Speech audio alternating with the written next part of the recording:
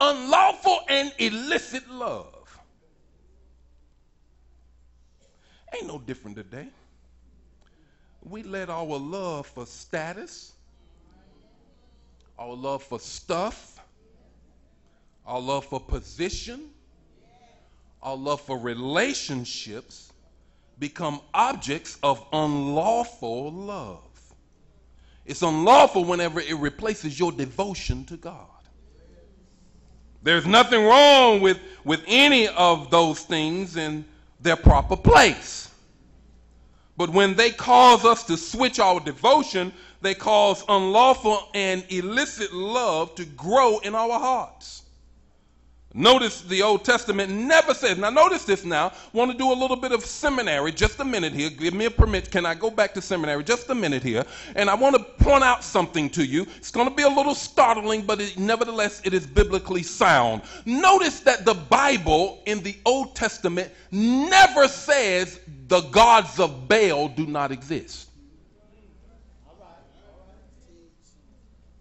Never says it.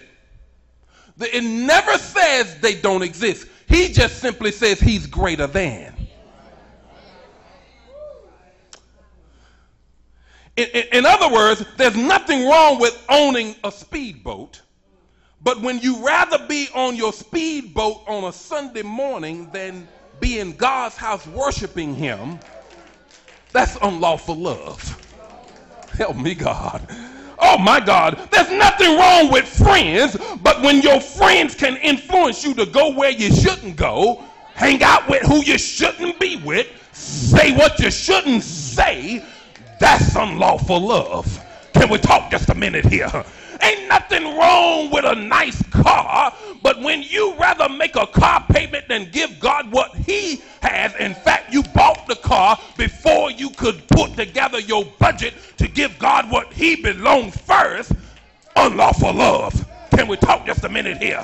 When I'd rather catch a sale than to catch somebody in need, unlawful love. Can we talk just? You might as well get on up with this, because I'm going to preach this morning.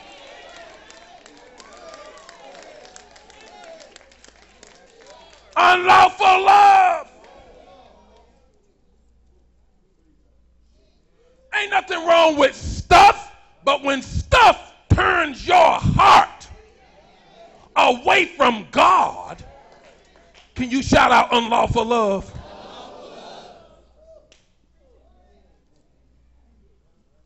Let me help you now. Let me help you. Now, I don't want to get into a whole lot of deep theological and historical things, but realize this, that during biblical times in the Old Testament, kings had more than one wife. God didn't say, I don't want you to marry anybody. I just don't want you to marry somebody that can take your heart from me. Help me, God. Lord have mercy. And he had 700 of them. I think that was a plenty. Oh, my God. Am I making any sense in here? You can have as many as you want, but why did you get 700 that'll turn your heart from me? God don't care about how many clothes you got in his closet. God don't care how many clothes you got. Doesn't care about how many shoes you have, but are they turning your heart? Oh, okay. Okay.